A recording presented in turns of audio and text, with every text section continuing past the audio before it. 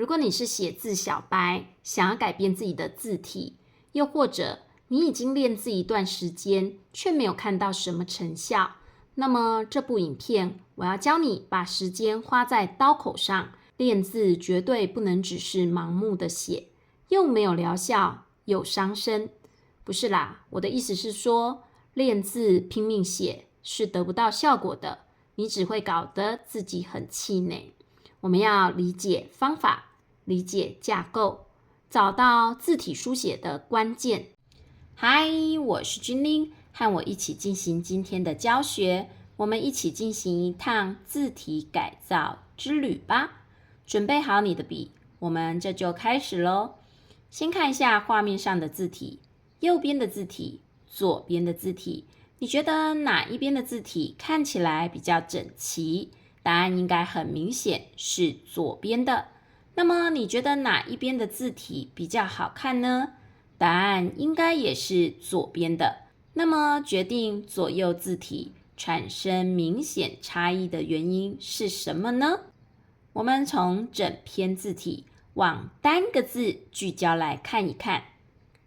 段落由单个字组成，整篇段落的凌乱跟单个字呈现的空间架构问题一定有相关。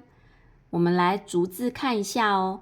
春天的春这个字写得太大了，笔画几乎快要碰触到整个格子的边缘，而且字里面没有主笔，所以书写的效果不好。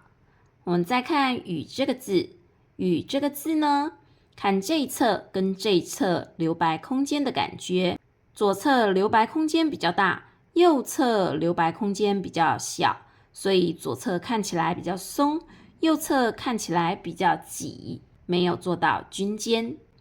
再看棉这个字，左右结构中间有一道隐形的墙，点画的部分超越了隐形的墙，影响到了隔壁部件的书写。另外，这样书写的方式会让密部整个产生一个倾斜的感觉，从左上倾斜到右下，让密部产生了一种倾斜感，好像快要倒塌一般。另外，空间切割不均的问题仍然存在。再看横折钩的部分，像画圈一样的处理线条，这会让笔画看起来很软弱无力。从这四个字的整体来看，四个字的书写都偏大，空间被字体整个塞满卡死，这么写真的不好看。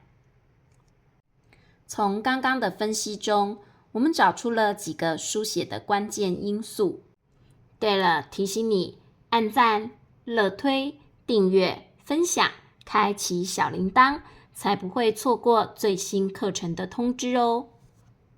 第一个，大小；第二个，主笔；第三个，均间。用这三个面向去切入改善书写，可以达到非常好的效果哦。所以春这个字书写的大小就要稍微调整一下，让它小一点，约占格子的7、8分满就好。接着笔画也要调整一下，把笔画缩短一点，字自然就变小咯。每一个笔画之间让它均间的分布，撇画的书写让它稍微直挺一些，并且往旁边拉长，拉出主笔。接着下面的部件也要均间书写。那么我们就重新书写一次给大家看咯。首先我们先抓出格子中7、8分满的位置，这个位置呢就是书写笔画的范围。接着我们开始起笔书写笔画咯。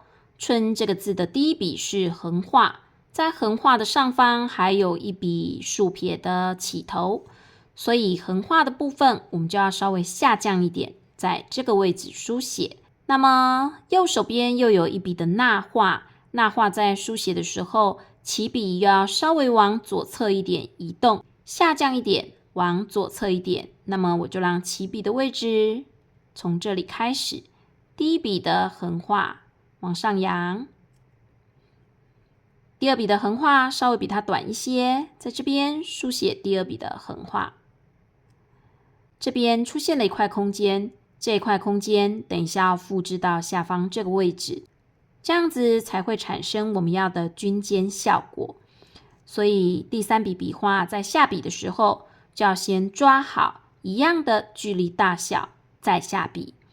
那么我们要书写第3笔的横画咯，这2笔是短的，第3笔稍微长一点，所以我就把起笔移到左方一些，这边下第3笔的横画。接下来我们要下竖撇咯，竖撇要从上而下撇出，并且拉长。我从上而下撇出，先走直一点的撇画，接着到这个地方再慢慢往外弯出。那么既然要成为主笔，就必须把笔画拉长一点。接下来我要写捺画咯，这一笔的捺画要往右侧延伸，我抓这个地方当捺画的起头，接着把它往右侧延伸，并且拉出，让它成为字里的主笔。春字的主笔是撇捺，那什么又是主笔呢？主笔就是在一个字里面，我们选择把一个笔画书写的长度拉长，让它成为这个字里面引人注目的焦点，那这笔画我就叫它主笔。拉出主笔的用处是让字体呆板方正的状态做一些改变，变得更加的优美耐看。接下来我们要写下方部件咯，我们先下一笔的竖画，让它直挺。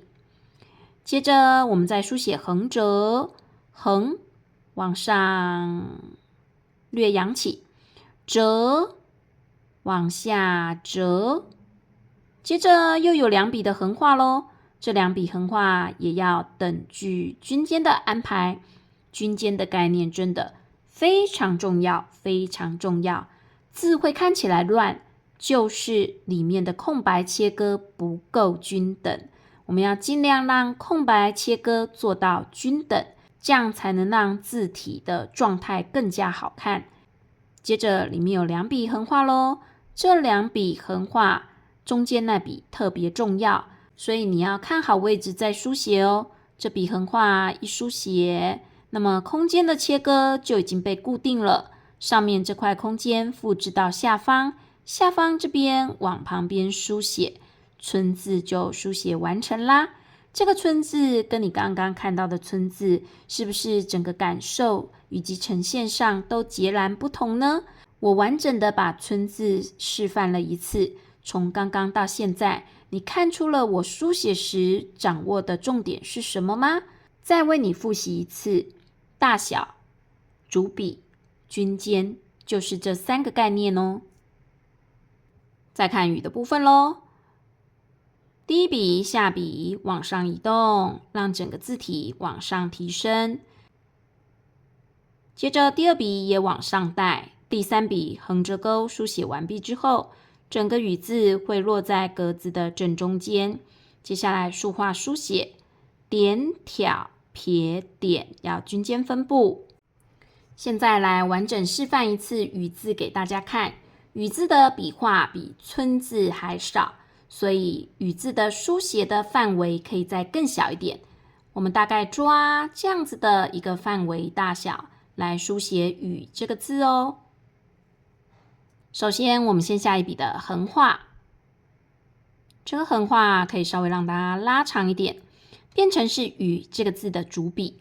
接下来我们在横画进来一点的位置，这边下竖画。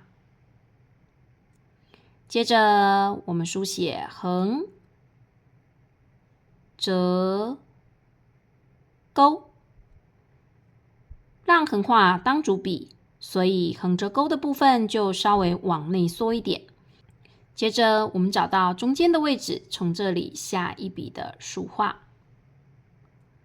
接着我们要书写点挑撇点4个笔画咯，一样要朝向均尖的原则去书写哦。那我们就写点挑撇点，让整个字体均尖书写。拉长主笔，均尖分布，笔画少的字要再写更小一点。紧抓这3个原则，字体很快就会有改变哦。接着我们看棉咯，中间有道隐形的墙，所以书写字体的时候，密部的书写要稍微修改一下，像这样，让这个密部直挺起来。点画在书写的时候不能超过隐形的墙。隔壁棉部的部分撇画书写，竖、横、折这个部分都要处理均尖。那么接下来横折钩的部分要确实做好笔画横折钩，再写竖。接着我们来示范棉这个字。棉这个字呢是左右结构的字体，左右结构字体中间会有一道隐形的墙哦。隐形的墙把左右结构字体的笔画隔开，笔画之间被隔开了，就不会互相打架，彼此影响书写。那么我们就先写左侧的密部咯。我们先写撇画，接着挑起，接下来在右边一点，再下笔撇，接着再挑起。这边有一道隐形的墙，笔画要停止在墙面之前，所以这笔点画我们就缩在这边书写点。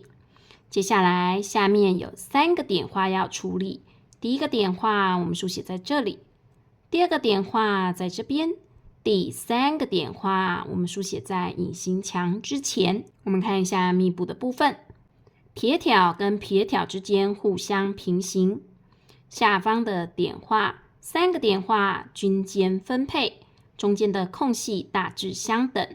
接着我们要写右侧的部件咯。我们先写1笔的撇画，接着再写1笔的竖画。接下来我们书写横、折。上方的部件是一个口部结构，就要上大下小一点。接着中间再书写1笔的横画，再1笔的横画，在这个地方均尖分配空间。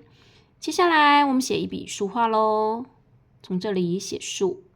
接着我们要写横、折，然后勾起。横折钩的笔画要确实，像一开始右侧的字，用绕圈的方式会让笔画显得软弱无力。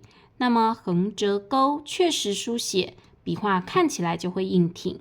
接下来我们要写竖画咯，从这边书写1笔的竖画，直直的往下书写，写得跟纵线一样的直。那么棉这个字谁是主笔呢？哪个笔画被拉长了书写，就是这笔横折钩。棉字的书写我们一样抓住几个重点，大小适中，笔画均尖，横折钩拉长当主笔。春雨绵绵这几个字的教学送给大家，如果你有收获，如果你喜欢我的分享，请多多鼓励我，在影片下方按个赞，按下乐推荐，留言我有收获。这部影片是一个开始，若你真的想改变字体，我有开设2门线上课程，15日美字养成班和14堂极速美字进化班，欢迎你一起加入学习。15日美字养成班已经帮助270位学员改善自己的字体，感受写字带来的喜悦和成就感。14堂极速美字进化班更是直接萃取君临所有的学习心法，精炼打造的超高效课程。2门课程都非常厉害，坦白讲，不论是内容、精致度以及学习的效果，都高出频道中我免费分享的影片好几倍。连结在下方留言栏处，欢迎你一起加入咯，赶快点选连结，了解课程内容咯。那么我们就下部影片见，拜拜。